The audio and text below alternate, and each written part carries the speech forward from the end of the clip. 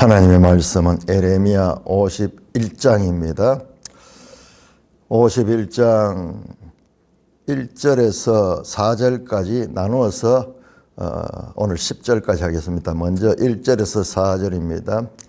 에레미야 51장 1절 여호와께서 이와 같이 말씀하시되 보라 내가 멸망시키는 자의 심령을 부추겨 바벨론을 치고 또 나를 대적하는 자 중에 있는 자를 치되 내가 타국인을 바벨론에 보내어 기질하여 그의 땅을 비게 하리니 재난의 날에 그를 에워싸고 치리로다.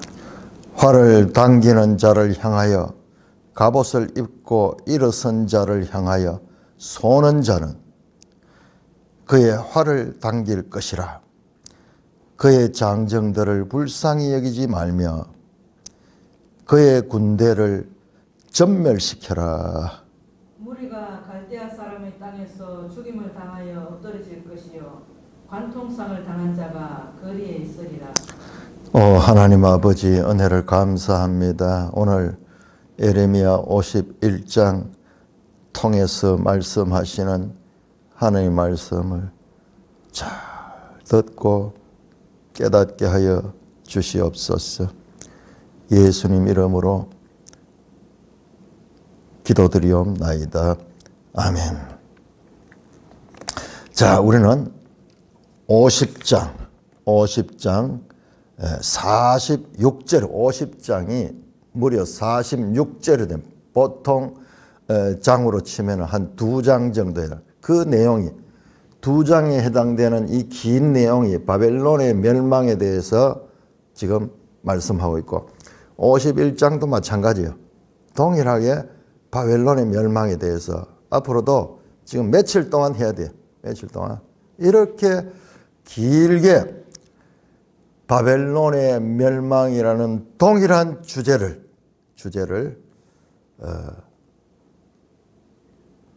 다양하게 말씀하시고 있습니다. 51장도 내용이 명령도 하기도 하고 그리고 막 군대가 공격하고 막 이러면서 드라마틱한 역동적인 그와 같은 장면이 나타나면서 또 언뜻 보면은 같은 내용이 막 반복돼요. 앞에서 했던 내용 뭐 도망하라 그러고 또 도망하라 그러고 또 활을 쏘라 그러고 그런 내용이 반복되는 것 같고 구성이 복잡하게 보이기도 합니다. 그런데 우리는 이 지루하게 느껴질 수 있는 이와 같은 하나님의 바벨론에 대한 심판 선언이 왜 이렇게 표현할까? 우리의 상식이나 우리의 판단으로 제한하지 말고 하나님의 말씀에 집중하면서 왜 이렇게 말씀하실까? 그 하나님의 뜻을 생각하는 것이 필요합니다. 우리가 이런 부분을 소홀히 이렇게 51장 52장 한 절로 딱 끝내 바벨론이 바사에 의해서 멸망해 한 절로 끝낼 수 있지만은 그러나 이렇게 하나님께서 풍성한 표현을 가지고 그 바벨론의 멸망을 이야기하는가. 앞에서도 말씀드린 바벨론 멸망인 바로 하나님의 백성 유다의 구원, 이스라엘의 구원과 동전의 양면처럼 서로 연동되어 있다는 것을 우리가 보았는데 오늘 본문도 그렇게 됩니다. 자, 먼저 1절에서 4절 51장 바벨론의 심판을 선언합니다. 구체적으로 어떻게 하나님께서 바벨론을 칠 것인가를 나타냅니다. 1절에 여호와께서 이와 같이 말씀해 보라 내가 멸망시키는 자의 심령을 부추겨 바벨론을 칠 것이다. 멸망시키는 자. 세상 나라에 그 큰 힘을 가지고 바벨론의 강대국을 멸망시킬 수 있는 자, 그런 자의 마음을 부축해서 심령을 부축해서 바벨론을 치게 할 것이다. 자, 우리 여기에서 세계 역사와 성경과의 차이점을 여기서 보는 겁니다. 세계 역사는 그 장군들, 고레서, 그 다음에 그 고레서와 함께한 그 이 장군들, 우리 앞에서 나오는 느부갓네살, 바벨론의 느부사레살, 바벨론의 장군들, 이런 사람들에 의해서 전쟁이 일어나고 서로 이렇게 피 터지게 싸우지만은, 그러나 그것은 드러난 것이고. 자, 우리 신명기 29장 29절에 나왔죠. 나타난 것은 우리와 우리에게 속한 것이요, 감추어진 것은 하나님께 속한 것이다. 엄청난 말씀이에요. 그 말씀 다시 한번 봅시다. 신명기 29장, 아마 성경 전체에서 가장 깊이 있는 표현의 하나가 신명기 29장 29절인데, 그 29장 29절을 깨달으려고 그러면은, 그 깨달으면 이것은 성경 전체를 봐야지 깨달을 수 있는 말씀이에요. 그런데 자, 신명기 29장 29절, 자 보세요. 위치를 한번 보세요. 일단 29장 29절의 위치는 앞에 나오는 29장 내용은 뭡니까? 이스라엘 백성들이 이와 같이 28장의 복과 저주의 순종과 불순종의 결과로 복과 저주에 대한 그 하나님의 심판의 기준이 제시되었다면, 그런데 29장은요 그 기준에 이스라엘 백성들이 부합하지 못할 것을 말씀해요. 왜? 아직까지 그들은 마음과 보는 눈과 깨닫는 마음을 가지지 못해서, 그렇기 때문에 그 하나님의 법을 순종할 수 없어. 불순종합니다. 그러면 하나님이 왜 그런 말도 안 되는 그런 법을 만들어서 사람을 골탕 먹이는 것도 아니고 지키지 못할 법을 왜 줬느냐 이 말이야. 왜 줬냐. 우리 인간에서는 끊임없이 이와 같은 질문이 나올 수 있어요. 질문이 나와요. 앞에서도 말씀드렸잖아요. 우리 성경은 근본적으로 그렇게 되어 있어요. 아니 선악을 아는 나무를 만들지 않고 했으면 되지. 그걸 왜 만들어서 먹지 말라 그러느냐. 먹지 말라 그러는데 안 먹잖아요. 결국은 먹을 수밖에 없잖아요. 그런 존재들한테 왜 먹지 말라는 그런 함정을 파놓고 그렇게 하느냐. 지키지 못할 것 하나님이 알고 계시면서. 마찬가지예요. 그 원리예요. 그 원리. 행위 언약. 너희가 이것을 먹지 말라. 먹는다는 정령 죽을 것이다. 먹지 말라. 너희 행위를 순종을 해라. 먹지 말아야 된다. 그런데 결과적으로 먹잖아요. 마찬가지예요. 이걸 확대한 거예요. 자, 신명기 이 모세의 법을 다 주시고 이렇게 더 자세하게, 에덴에서는 선악을 아는 나무 하나였지만은 이 모세의 법에는 그 많은 법들을 많은 법들을 주고 순종하면은 너희가 복을 얻고, 그 다음에 불순종하면 저주를 받는다. 그런데 결과적으로는요, 자, 29장 4절에 보시면은 하나님은 알고 계셔서요. 그러나 깨닫는 마음과 보는 눈과 듣는 귀는 오늘까지 여호와께서 너에게 주지 않은 거야. 하나님께서 안 줬기 때문에 결과적으로 불순종할 수밖에 없는 거야. 이것도 순종하려 그러면 하나님께서 그 깨닫는 마음과 보는 눈과 듣는 귀를 주셔야 되는 거예요. 주셔야 돼요. 인간으로서는 할 수 없는 거예요. 여호와께서 주지 않았잖아요. 그러면은 우리는 너무나 모순에 빠지잖아요. 아니 지킬 수 없는 법을 줘놓고 그 못 지켰다고 심판한다. 이게 뭐예요? 자, 그런데 보세요. 29장 29절을 보세요. 29장 거기 나오죠. 22절에서 28절까지 가요. 불순종해서 오는 저주를 받을 것에 대한 하나님이 말씀하는 거예요. 그 28절 보세요. 여호와께서 또 진노와 격분과 크게 통한하심으로 그들을 이 땅에서 뽑아내사 다른 나라에 내던지심이 오늘과 같다나. 지금 현재 다른 나라로 포로 가 있는 그 상황을 미리 보여주잖아요. 자, 그러면서 29절은 문맥과 상관없는 신비한 말씀입니다. 감추인 일은 우리 하나님 여호와께 속하였거니와 나타낸 일은 영원히 우리와 우리 자손에게 속하니. 나타난 것, 현상적으로 세상에 나타난 건 사람들의 영역이에요. 사람들 영역.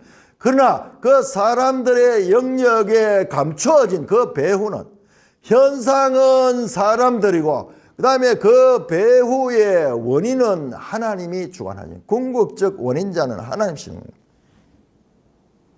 이게 성경이에요. 이게 있다는 거예요. 이게 있다는 거예요. 그러면서요, 30장 넘어가면은, 역전이 되면 30장 6절에는 내 마음에 하나님 여호와께서 네 마음과 네 자손의 마음에, 앞에서 마음에 이 깨닫는 마음을 못 받아들여요. 하나님께서 깨닫는 마음을 주는 거예요. 그게 바로 마음의 할례를 베풀어 주는 거예요. 그러면 어떻게 됩니까? 너로 마음을 다하여 뜻을 다하여 하나님 여호와를 사랑하여자 그 생명을 얻게 하신다. 하나님의 말씀을 지키는 것을 기쁘게 지킬 수 있는, 기쁘게 지키는, 어떻게? 하나님께서 그 마음의 할례를 행하시면, 그 마음의 할례 구체적인 뭔가 우리 앞에서 계속 이야기했죠. 새 언약, 새 언약. 하나님의 법을 우리 마음 속에 주고 하나님의 성령을 우리 속에 줘서 우리에게 굳은 마음을 제하고 우리에게 부드러운 마음, 쌀 같은 마음, 하나님을 사랑하고 하나님을 기뻐하고 하나님의 말씀을 지키고 싶어하는 그런 마음을 주셔가지고 존재 자체가 바뀌는 거예요. 속이 바뀌는 거예요. 그래서 마치 내 힘으로 자전거를 타고 언덕에 올라가려고 하면은 못 올라가요. 그 어느 정도는 갈 수 있지만 못 올라가요. 지칩니다. 그러나 마치 자동차 엔진을 달아가지고 그렇게 가면요, 타고만 있으면은 그냥 올라가는 거예요. 그런 식으로 비유될 정도로 우리의 이 행동하는 그 행동의 원인이 되는 마음을 바꿔줘. 마음을 바꿔. 그 안에, 마음 안에 하나님의 영이 들어오셔서 우리의 존재가, 삶이 달라지도록 근본적인 변화가 일어나도록 하겠다는 말씀이에요. 그 중간에 말이요, 29장과 30장 그 중간에 가장 위대한 하나님의 주권적인 그와 같은 영역과 사람의 책임적인 영역이 나타나고 있는 거예요. 지금 그것이 구체적으로 오늘 본문으로 오면은 어떻게 합니까? 그 메데바사 연합군 고레스라는 그 당시에 가장 위대한 이 한 인물을 마음을 부추기는 거예요. 하나님께서 그 마음에 감동을 주고 그 마음을 부추겨서 저 바벨론을 공격하여 그 바벨론을 지배할 수 있는 그와 같은 호기를 그 마음에 넣어주는 거예요. 그러니까는 그들이 군대를 이끌고 바벨론을 치러 내려오는 거예요. 세상의 강대국들을 통해 바벨론을 치지만은 그러나 그 모든 것의 주권적인 배후에는 하나님이 일하신다. 지금 그 내용이잖아요. 열국에 대한 심판서는 세상 모든 나라를 주관하시는 분은 하나님이시다. 그들의 나라를 세우기도 하고 나라를 망하기도 하고 하는 이 모든 일들의 주권자는 하나님이시다. 그 말씀이잖아요. 그거를 우리는 성경을 통해서 그걸 세상이 알 수 없는 그와 같은 하나님의 직접적인 계시가 성경이잖아요. 성경을 통해서 그걸 알잖아요. 그 원인까지 우리에게 가죠. 감추어진 것, 세상 사람들에게는 감추어져 있는 이 신비의 영역, 하나님께 속한 영역을 이 계시를 통해서 우리가 아는 거예요. 또 나를 대적하는 자 중에 있는 자를 치되 내가 타국인을 바벨론을 보내서 키질하여 그 땅을 비게 하리라. 마찬가지입니다. 나를 대적하는 자 중에 있는 자, 이게 누구예요? 바벨론을 나를 대적하는 중에 있는 자를 치되 내가 타국인을 바벨론에 보내어 키질하겠다. 타국인다. 앞에 나오는 멸망시키는 자. 또 다른 표현이에요. 타국인, 외국인들이 와서 그 나라를 멸망시켜. 이제 뒤에 가면은 조금 더 나가면 이제 구체적으로 이 나라의 정체가 드러납니다. 그 나라까지 이름이 구체적으로 나옵니다. 키질하여 그 땅을 비교하라. 자, 키질한다. 이 추수를 하고 난 다음에 그것을 키질하여서 알곡과 가라지를 골라낼 적에 키질을 하죠. 그런데 여기서는 그런 알곡과 가라지를 골라내는 의미보다도 키질하는 것은요, 그 추수를 들었다가 나왔다 공중에 던졌다 나왔다 하면 어떻게 돼요? 그 알곡 자체가 또는 뭐 거기에 있는 뭐 티끌들도 마찬가지로 그야말로 올라갔다 올라갔다 정신없죠. 마음대로 까분다 그러죠. 그렇게 해서 우리가 그 곡식의 입장이 돼 보세요. 정신이 없죠. 올라갔다가 내려왔다가 타작할 때 두드리 맞고 막 일하듯이 그렇게 농사의 그와 같은 이 과정들을 지금 하나님께서 하나님의 농사, 세상을 농사 지으시는 하나님, 우리가 농사를 해서 우리 입에 그 곡식이 들어갈 때까지 그 과정이 얼마나 복잡한지 몰라요. 그것처럼 하나님이 살림살이, 하나님의 경영, 하나님의 세계 경영, 하나님의 농법, 여러분 하나님의 농사법 그게 어디 나오냐? 바로 이사야 28장에 나옵니다. 우리 한번 찾아볼까요? 이사야 28장. 이게 하나님의 경영이 바로 하나님의 농사가 뭐예요? 하나님의 농사가 이 세상을 구원하는 그와 같은 거예요. 마침내 알곡과 가라지를 골라내고 알곡들을 창고에 들이는 그와 같은 하나님의 경영이 바로 이사야 28장 23절에서 29절에 나옵니다. 자세히 나옵니다. 파종하러 가는 자가 어찌 쉬지 않고 갈기마냐. 24절 25절 씨를 뿌리는 내용이 나옵니다. 26절 그 다음에 심어서 밭을 그렇게 나누는 그와 같은 내용이 나오고 27절은 그 다음에 이제 추수하는 내용 도리깨로 떨고 수레바퀴를 굴리고 작대기를 떨고 막대기를 떨면 이게 전부 뭐냐? 타작하는 이 농사를 짓고 난 다음에 그 열매를 얻기 위해서 타작하는 과정을 나타냅니다. 그 타작하는데도 부수지 않습니다. 28절 부수는 거 아니라 떨기만 하여 수레바퀴로 그 곡물의 종류에 따라 가지고 타작하는 방법이다. 어떤 것은 살살살살 때려서 타작을 하고 어떤 거는 무슨 이 마차 같은 게 막 지나다니면서 요즘도요 이렇게 콩 같은 거 타작하는데 차를 가지고 이 콩 무더기를 나누고 그 위로 왔다 갔다 하면서 타작하는 그렇게 하듯이 과거에도 소나 말을 통해 가지고 그것을 밟도록 해 가지고 그렇게 이 알곡을 취하는 그런 방법.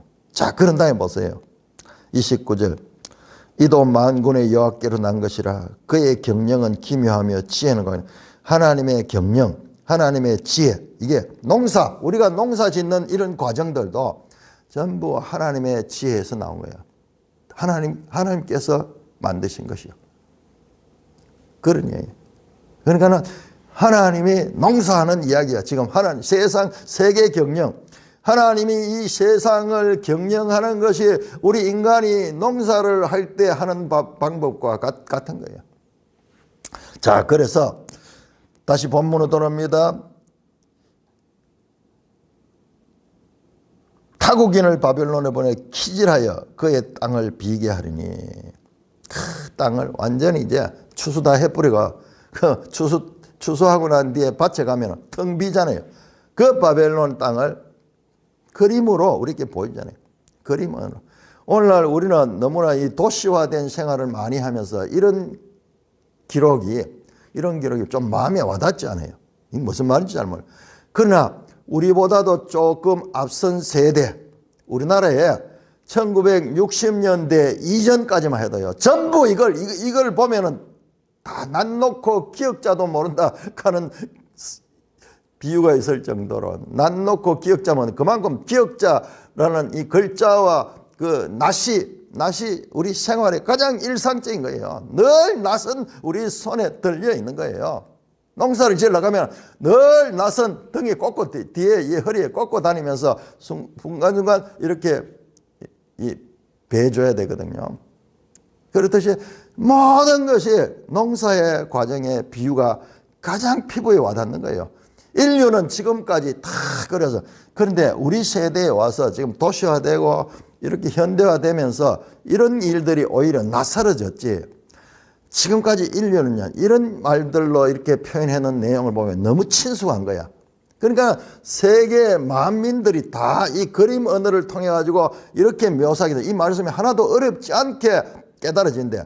오히려 우리는 농사하고 모르니까는 어른이 돼도 지금 먹고 있는 그 이 열매가 어떤 사람 그런 이야기 하는데 호두를 먹는데 내가 호두나무를 한 번도 본 적이 없다. 호두나무를 봐도 호두나무인지 모른다. 그럴 정도로 오늘날 우리는 그 이 농사가 아주 그 이 소수가 농사를 짓고 개량화되고 이렇게 된 결과로서 그렇듯이 지금 이런 이야기는 우리에게는 낯설지만은 지금까지 이 땅에 살아왔던 인류에게는 너무나 친숙하고 이 피부에 와닿는 표현입니다. 그 땅을 비교했다. 재난의 날에 그를 에워싸고 치리로다. 그들의 재난날 그를 에워싸고 치리라.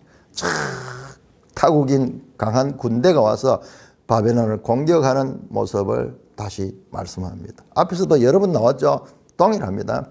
그 다음에 더 구체적으로 3절입니다. 활을 당기는 자를 향하여 갑옷을 입고 일어선 자를 향하여 쏘는 자는 그 활을 당길 것이라. 그의 장정을 불쌍히 여기지 말며 그의 군대를 전멸시켜. 이 본문이 조금 번역이 쉽지 않아요. 번역이 쉽지 않은데 무슨 말이냐 하면 활을 당기는 자 누구예요? 공격하는 군대죠. 그를 향하여 갑옷을 입고 일어선 자 바벨론이 싸우겠다고 적이 들어오니까 싸우겠다고 일어선 자 그를 향하여 쏘는 자는 그의 활을 당길 것이며 그의 장정들을 불쌍히 여기지 말며 그의 군대를 전멸시키라.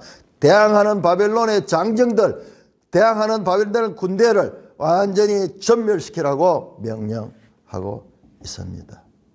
무리가 갈대아인의 사람의 땅에서 죽임을 당하며 엎드려지고 관통상을 당한 자가 거리에 있으라. 그래서 수많은 무리들이 이 전쟁에서 패해서 죽음을 당하고 시신이 쫙 길거리마다 엎드려져 있고 그 다음에 관통상을 당한 자가 거리에서 부상을 당해가지고 거리에 고통하며 신음하는 자들이 있을 것이다. 전쟁 후에 참화의 모습을 그렇게 그림으로 보여줍니다. 여러분 우리가요 우리 세대는 우리가 전후 1세대잖아요. 전후 1세대. 제가 55년생이니까는요. 6.25 사변 전쟁이 53년도에 끝났으니까는 그렇지만은 그 전쟁의 상흔을 우리가 어릴 적부터 그걸 보고 자라요. 온통 무너진 땅들, 네? 그 다음에 집은 다 파괴되고 이런 가운데서 우리가 지금도 기억나는 상위 군인들 전쟁에 나가서 상처를 팔을 잘리고 발을 잘리고 상위 군인들 이 사람들이 나라를 지키겠다고 전쟁에 나갔다가 부상을 당해가지고 그러니까 그 당시에 나라가 가난하니까는 그 사람들 돌봐줄 수 없는 거예요. 그런데 이 상인군들 보면은 팔이 없으니까는 여기다 의족을 한다든지 쇠갈고리를 이래 달고 다니면서 막 집집마다 다니면서 돈 내놔라 그러면서 안 그러면 무슨 물건을 강매한다든지 이래가지고 상위군인들을 막 피하고 상위군들 보면 무섭게 이렇게 생각했는데 지금 생각해보면요. 정말 가슴 아픈 시대예요. 그들이 왜 그렇게 부상을 이 나라를 지키겠다고 했는데 그러다가 이 팔이 잘리고 다리가 잘리고 상처를 입었는데 나라에서 가난하니까는 그들을 위해 보호해 줄 그런 법이 없는 거예요. 그런 그게 없는. 그러니까 그 사람들이 얼마나 상처가 많겠어요. 그래도 먹고는 살아야 되지. 그래서 그렇게 이 상위 군인들 하면 우리는 전쟁에서 부상당한 그 은인보다는 상인군은 무서운 생각이 들 정도로 그런 참혹한 장면을 보여주고 있습니다. 관통상을 당한 자가 그리에 있으리라. 자, 이렇게 바벨론의 이 멸망을 그림으로 보여줍니다. 그런 다음에 자 5절에서 9절까지 교독합니다. 그런 다음에 이번에는 다시 이스라엘과 유다에 대한 말씀으로 돌아오는 거예요. 제가 말씀드렸죠.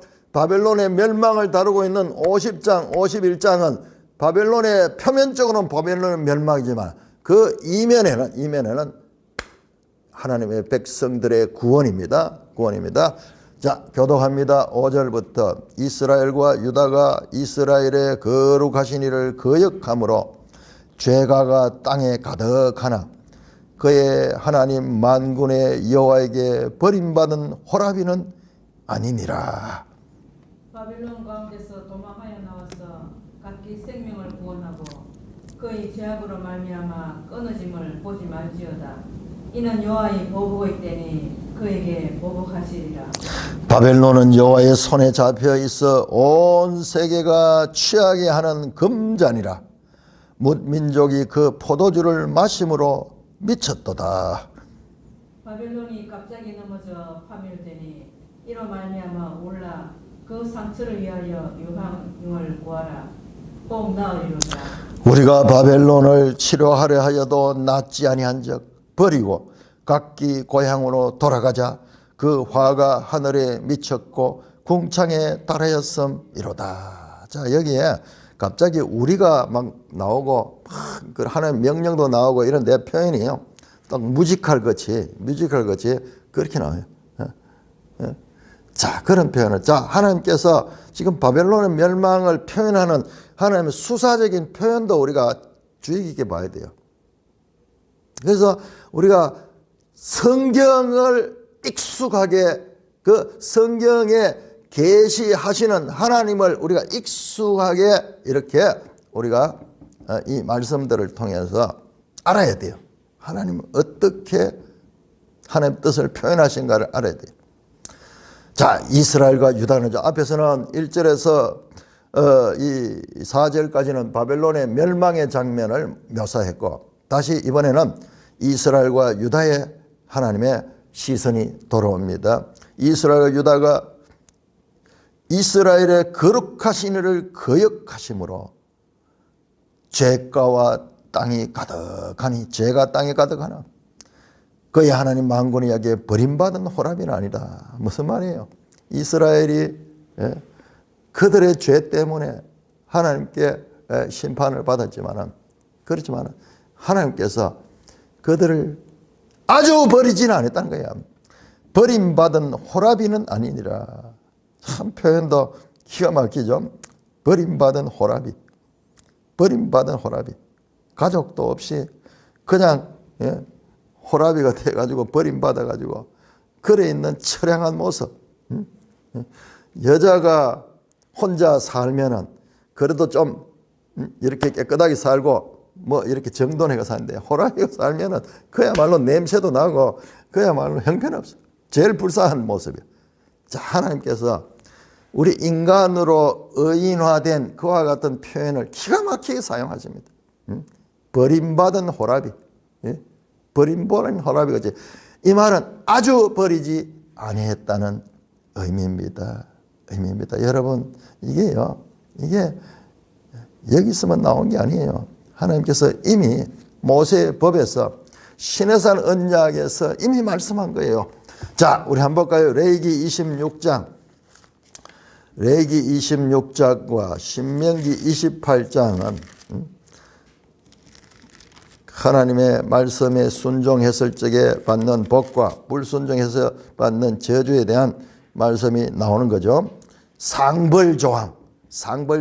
마치 시험을 이 학기를 다 끝나고 마지막 학기말 고사 시험을 치듯이 시험을 잘 치는 사람은 이 상을 받죠. 우등상도 받고 무슨 우수상 받죠.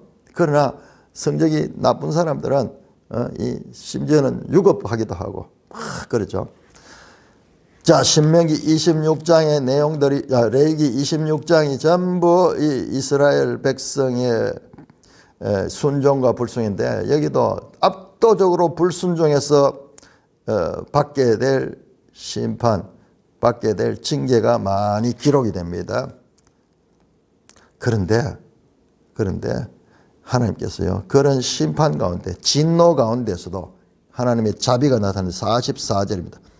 그런즉 그들이 그들의 원수들의 땅에 있을 때 내가 그들을 버리지 아니하며 미워하지 않으며 아주 멸하지 아니하고 그들과 맺은 내 언약을 폐하지 아니라. 아주 멸하지 아니하며, 아주 버리지 아니한다. 그 말씀이 지금 여기 나온 거예요. 이스라엘이 심판 가운데 받아서 형편없는 처지에 있었지만 여호와께 버림받은 호랍이는 아니라 그 가운데서도 남는 자가 있습니다. 자, 그러면서 유명한 말씀이 나옵니다. 6절입니다. 바벨론 가운데서 도망하여 나와서 각기 생명을 구원하고 그의 죄악으로 말미암아 끊어짐을 보지 말지어다. 이는 여호와의 보복의 때니 그에게 보복하시로다. 바벨론 가운데서 황급하게 도망해서 나오라는 거예요. 바벨론이 지금 심판을 당할 때 거기 남아있으면 이스라엘 백성들도 같이 심판을 당하게 되니까 화급하게 바벨론 가운데서 도망하여 나와서 각기 생명을 구원하라. 그의 죄악으로 말미암아 끊어짐을 보지 말지어다. 바벨론의 죄악 때문에 너희들도 함께 있다가 같이 화를 당하지 말다. 이는 여호와의 보복의 때니 그에게 보복하시로다. 자, 여러분 이 말씀도 반복돼 나오죠. 하나님의 복수, 하나님의 복수. 자, 그런데 우리가 알아야 되는 것은요, 놀랍게도 실제 바벨론의 멸망은 이렇게 되지 않았어요. 하나님께서 큰 군대를 보고가지고 그런 바벨론은 저항을 하고 그러다가 큰 싸움 가운데서 전쟁이나 바벨론이 망하고 그 안에 있던 바벨론 성에 있던 사람들이 다 진멸되고 그렇지 않았습니다. 전혀 그렇지 않았어요. 전혀. 여러분, 이 바벨론이 망하는 장면은 다니엘 5장에 자세히 나오는데 그렇게 하지 않았어요. 헤로도토스의 역사책을 보면은 어떻게 바벨론 멸망이다. 바벨론 큰 성 안에서 큰 잔치를 베풀어 가지고 있고요. 그 도시는 너무나 안전한 도시예요. 난공불락의 도성, 위대하고 크고 견고한 성 바벨론인데 아무도 거기에는 공격할 수 없는 거예요. 그 앞에는 큰 유프라테스 강이 흘러가지고 그 바벨론을 공격하려고 하면 그 강을 건너와야 되는데 그 강을 건널 때 위에서 바벨론 성 위에서 마치 화살을 쏘면 아무도 올 수 없는 거야. 아무도 올 수 없는. 그 강물이 다 떠내려가 버린 거야.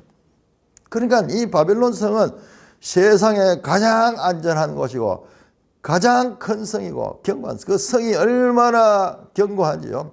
성의 벽, 성 두께가 성벽의 두께가 마차 2대가 서로 교행할 수 있을 정도로 넓은 그 성 위에서 다 다닐 수 있고 그리고 군대가 그 성 위에서 내려다보면서 그 오는 자들을 물리칠 수 있는 그런 그야말로 가장 안전한 그와 같은 성이 바벨론 성입니다. 그런데 역사를 보면요, 헤로도토스의 역사를 보면은 이 장면이 상상이 나요. 그 물길을 위에서부터 해서 물길을 딴 데로 빼가지고 그 유프라테스 강의 이 수위가 사람이 건널 수 있을 정도로 낮춰버립니다. 그러나 그걸 생각을 못했죠. 안에 있는 사람들은 늘 강이 깊으니까는 아무도 들어올 수 없는 거예요. 그런데 미리 그 물길을 딴 데로 빼가지고 큰 저수지가 있어. 그래서 물길이 낮을 때 그때 공격을 했거든요. 공격했는데 성이 얼마나 큰지 나중에 제가 그 책을 보여드리고 그 내용을 읽어드릴 거예요. 얼마나 큰지 그 성 안에서 지금 전쟁이 일어나도 성 안에 있는 사람 모르는 거예요. 지금 한쪽에서는 죽어나가고 있어도 한쪽에서는 잔치하고 있으면서 그 일을 모를 정도로. 그리고 그 성에 있던 바벨론 시민들은요, 그 바벨론 왕에 대해서 환멸을 느끼고 있고 오히려 적군이 들어오니까요 항복하고 투항하고 오히려 그 적군을 환영했다는 거예요. 아마 정치적 상황이 어떤지 아마 압제를 당해서 그런지 어떤지 그거는 우리가 자세히 알 수 없어요. 그런데 그래서 무혈입성 바벨론을 무너뜨릴 때 그 활을 쏘거나 이렇게 해서 성을 무너뜨린 적 없고 그냥 고레스 군대가 그냥 접수를 했어요. 그냥 접수를 했습니다. 기록이 고레스 실린더라는 그런 이 돌에 자세하게 그 내용이 쓰여져. 그런데 우리 성경에는 엄청난 재난을 당하고 파괴가 되고 무너졌다 큰 성 바벨론이 그러면서 막 이러는데 실제하고 달라요. 그러면 왜 그러냐? 자, 여기서 중요합니다. 자, 그럼 왜 그러냐? 이것은요, 이 바벨론의 멸망을 지금 이렇게 자세히 묘사하는 것은 실제 그 당시에 바벨론의 멸망을 묘사하는 게 있어요. 1차적으로는. 그럼에도 불구하고 그보다는 더 큰 다른 의미가 있다는 거예요. 다른 의미가 있다는 거예요. 그게 뭔가를 우리가 함께 연구를 해야 되는 거예요. 그리고 함께 생각을 해야 되는 거예요. 그러면은 하나님께서 왜 이 바벨론 멸망을 이렇게 자세히 묘사했는가를 우리가 알 수가 있는 것입니다. 자, 바벨론 가운데 도망하여 나와서 각기 생명을 구하라. 자, 이 말씀은요, 다급하게 지금 바벨론에서 나오라고 명령하는데 이 말씀은 요한계시록에 그대로 나오고 있습니다. 요한계시록 18장 4절 보세요. 또 내가 들으니 하늘로부터 다른 음성이 나와서 이래 내 백성아 거기서 나와 그의 죄에 참여하지마 그가 받을 재앙을 받지 마라. 지금 똑같잖아요. 하나님의 백성들이 거기서 빨리 나오느라 그들이 재앙을 받을 때 너희도 같이 있다가 함께 재앙을 받지 말고 내 백성은 나오라. 지금 이 18장은 우리가 전체적인 의미로 보면 세상 나라의 종말을 지금 나타내는 이 바벨론은 이 세상 나라 전체의 종말을 나타내는 상징적인 그와 같은 나라예요. 내 백성아 거기서 나와 그의 죄에 참여 그들을 받을 재앙을 받지 마라. 지금 똑같은 말이잖아요. 내 백성아 거기 나와라. 각기 자기 생명치 그 죄악으로 말미암아 끊어짐을 보지 말자. 지금 하나님께서는 에레미야를 통하여서 우리에게 말씀을 하시는데 바벨론을 이야기를 하면서 바벨론이 아니라 궁극적으로 이 세상 나라의 심판의 날에 대한 말씀을 하시고 19장에는 말씀드렸듯이 그리스도가 오셔서 바로 거룩한 전사로 오셔서 이 세상을 이 악한 자들의 세력에서 구원하시는 내용으로 나옵니다. 그러니까 지금 이 바벨론 이야기가 지금 바벨론을 이야기하면서 궁극적으로는 세상 끝날의 심판에 관한 이야기와 연결이 되고 있다는 것을 알 수가 있습니다. 여호와의 보복의 때니 그에게 보복하시다. 하나님이 누구를 가장 이 복수를 할 것인가? 하나님이 복수하신다. 사랑의 하나님이 우리 이렇게 생각하지만 하나님 복수하시는 분이요. 복수하시는 분. 계속 납니다. 하나님은 보복하신다. 누구를? 이 모든 세상 나라의 악의 근원이 되는 누구? 마귀의 세력. 계시록에 더 자세히 나오죠. 짐승과 거짓 선지자와 그 다음에 마귀 이 악의 삼위일체 그 일에 의해서 19장에 보시면은 19장에 거룩한 전사가 올 적에 19장에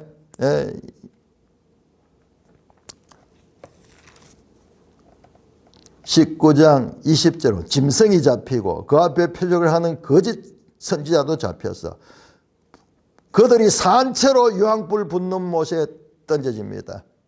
자, 20장 10절에는 그들을 미혹하는 마귀가 불과 유황못이더니 거기에 짐승과 거짓 선지자와 마귀가 하나가 삼위일체가 전부 다 어디에 들어가냐?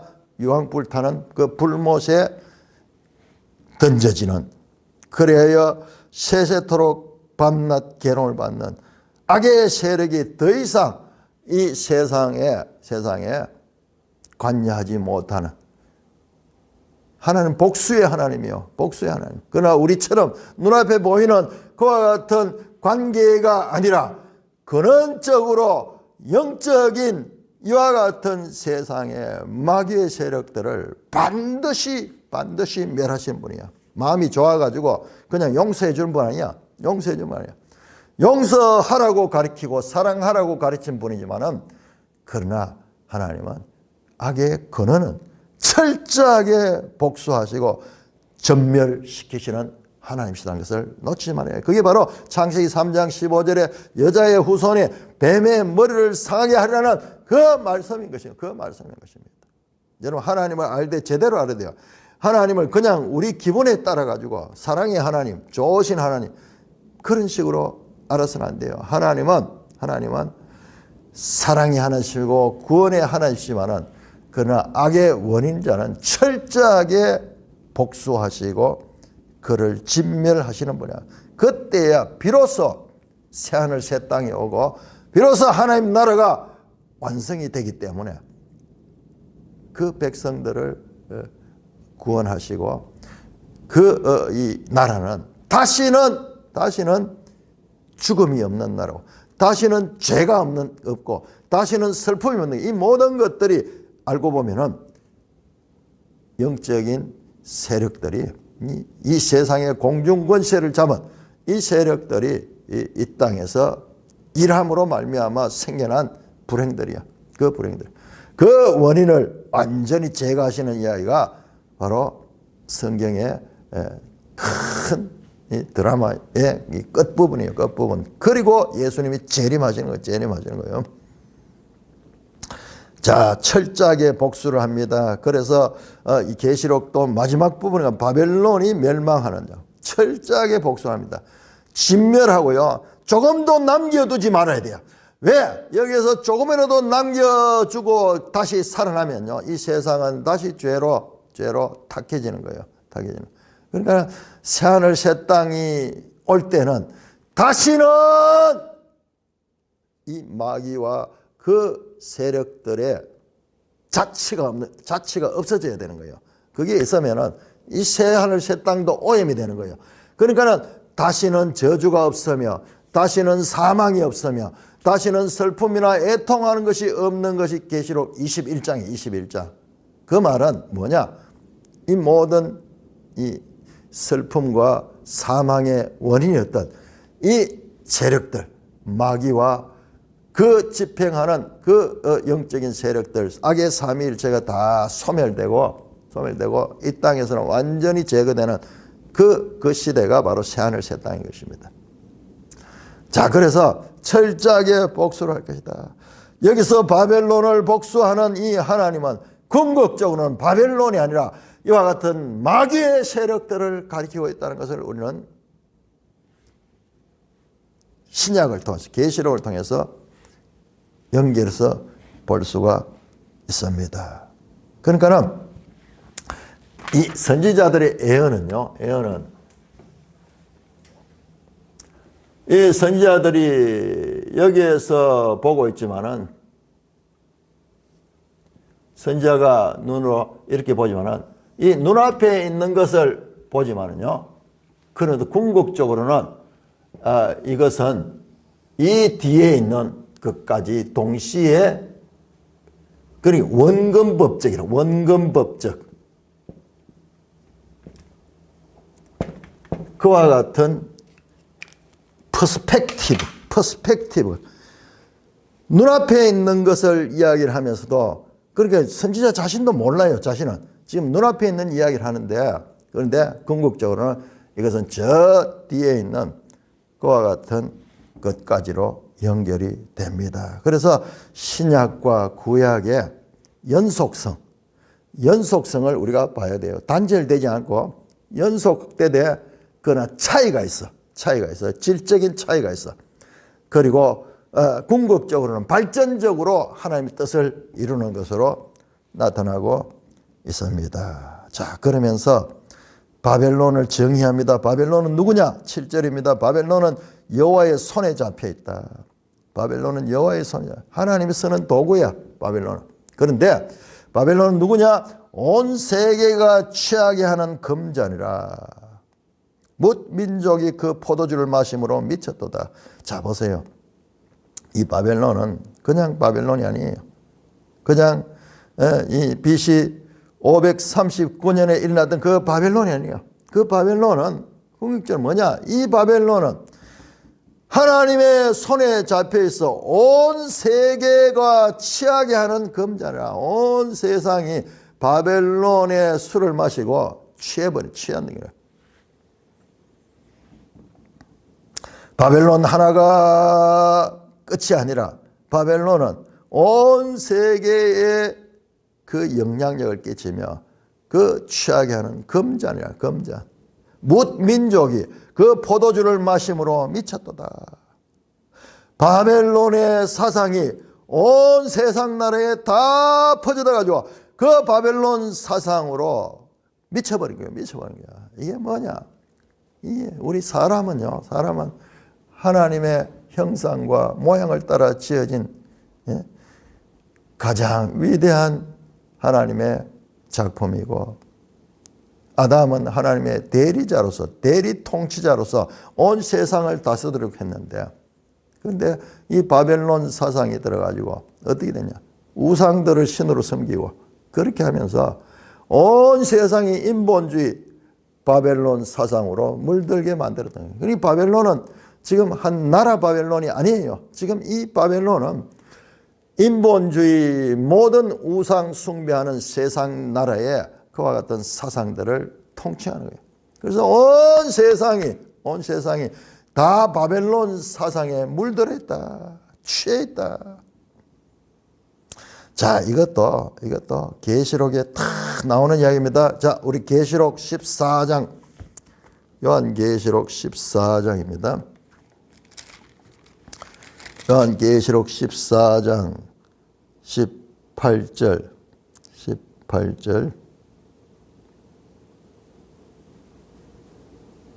또 불을 다스리는 다른 천사가 제단으로부터 나와 예리한 낫 가진 자를 향하여 큰 음성으로 불러 이르되, 네 예리한 낫을 이루어 땅의 포도송이를 거두라.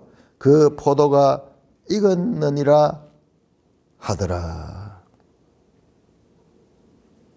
천사가 낫을 땅에 휘둘러 땅에 포도를 거두어 하나님의 진노의 큰 포도주 틀에 던지매. 자, 포도를 추수해 가지고 그다음에 이 이스라엘은요, 포도를 그렇게 즙을 내는 큰 통이 포도밭 가까이 있어요. 거기다 다 던져 놓고 그것을 사람들이 들어가서 밟습니다. 밟으면은 거기 포도 알갱이가 터져 가지고 거기에서 그 붉은 포도즙이 쏟아져 나오는 거예요. 그거를 이제 먹는데, 그게 마치 뭐 같느냐? 20절 성 밖에서 그 털이 밟히니 털에서 피가 나서 말굴레까지 1600스타울.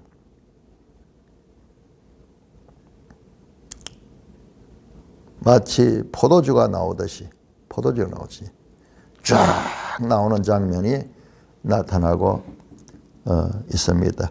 14장 8절 보시면요. 또 다른 천사 곧 둘째가 그 뒤를 따라 말하되 무너졌도다 큰 성 바벨론이여 모든 나라에게 그의 음행으로 말미암아 진노의 포도주를 먹이는 자들아. 여러분 보세요. 이게 지금 이 에레미야서는 지금 계시록 14장에 지금 말하는 거예요.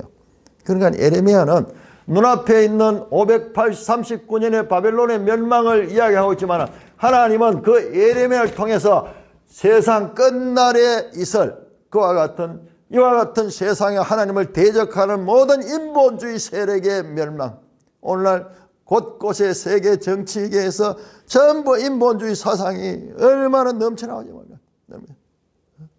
그래서 하나님을 대적하고 인간을 하나님 자리에 넘기고 하나님 만드는 창조 질서를 다 어지럽히고 갑자기 성에 대해서도 동성애를 인정하고 그 다음에 이 차별금지법이라는 이런 걸 만들어 가지고 하나님이 만드신 모든 법을 오히려 차별하게 만드는 이와 같은 세상이 미쳐서 돌아가죠. 미쳐 돌아가잖아요. 미쳐 돌아가죠. 정상적인 사람이 아니라 온 세상이 미쳐서 돌아가는 이유가 바로 바벨론의 술에 취해 있는 거예요. 바벨론의 술에 취하는 건 정신이 없는 거예요. 미쳐들어요. 아니 왜 갑자기 그 영향이 우리나라에도 와가지고 왜 갑자기 동성결혼을 인정하라.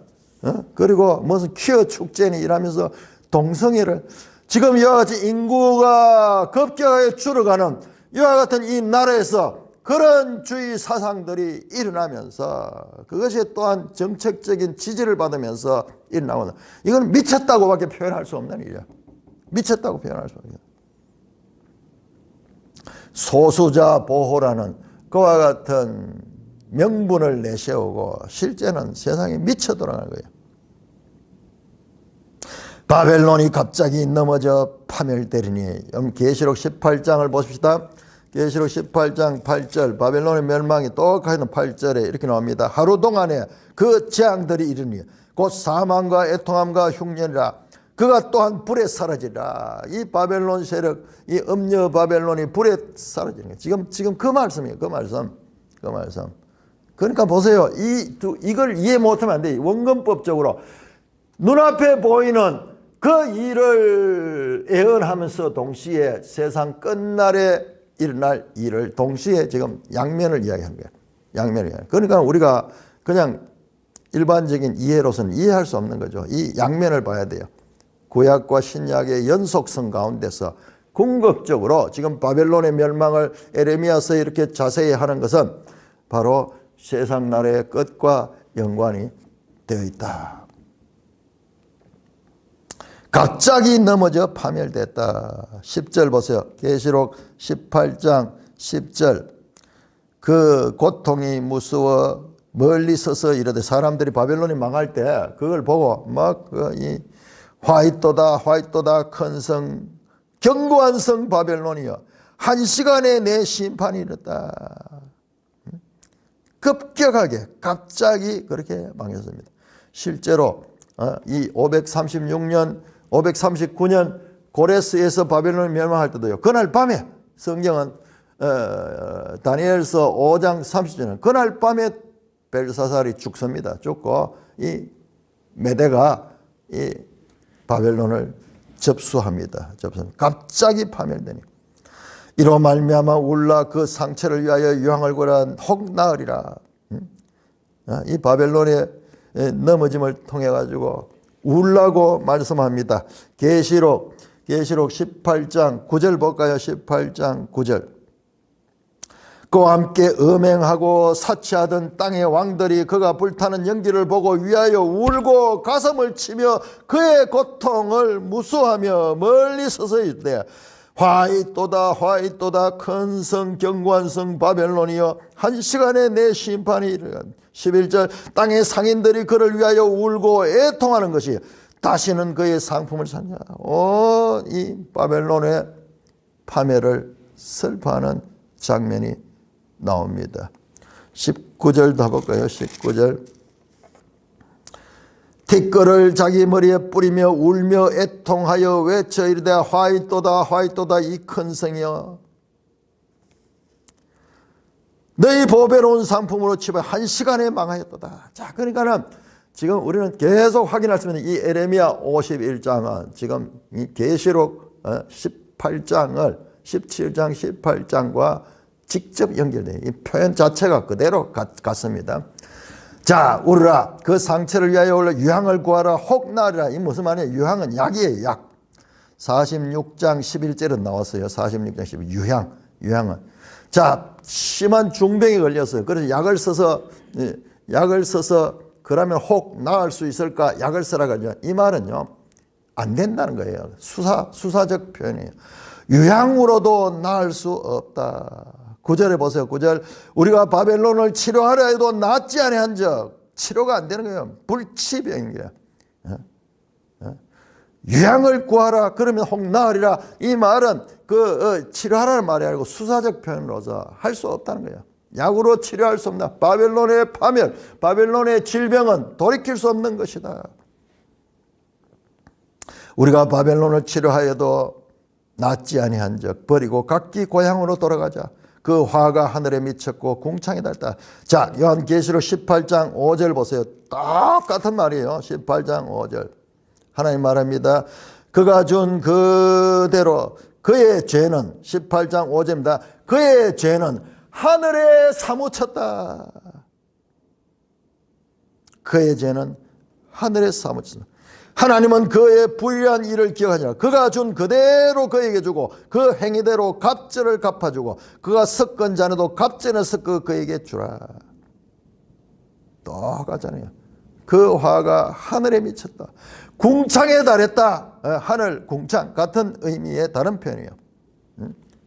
그들의 화가 하늘에 사무치게 됐다. 그러므로 이 바벨론의 심판은 이것은 그 누구도 막을 수 없는 하나님의 최종적 심판에 의해서 완전히 멸망된 거예요. 이것은 무자비하게 진멸시키는 그와 같은 심판이 될 건데, 그러나 역사적 바벨론은 그렇지 않아요. 역사적 바벨론은 그렇지. 이렇게 심하게 당하지 않았어요. 결과적으로 에레미야는 지금 자신이 하나님의 말씀을 그대로 전하는데 자신도 몰랐을 거예요. 이것이 궁극적으로 이것은 바로 이 세상의 마지막 때를 가리키고 있는 내용입니다. 자, 그런 다음에 10절 같이 읽습니다. 10절 51장 10절 시작. 여호와께서 우리 공의를 드러내셨으니 오라 시온에서 우리 하나님 여호와의 일을 선포하자. 갑자기 9절에서는 우리가 바벨론을 치료해도 낫지 않자, 우리가 고향으로 돌아가자 하면서 그 사람들의 목소리인데, 그 사람들은 바벨론에 있던 사람들이죠.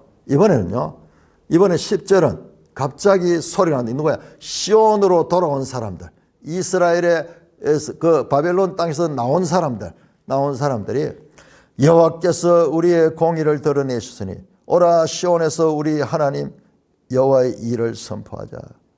이렇게 바벨론의 멸망과 하나님 백성의 찬송소리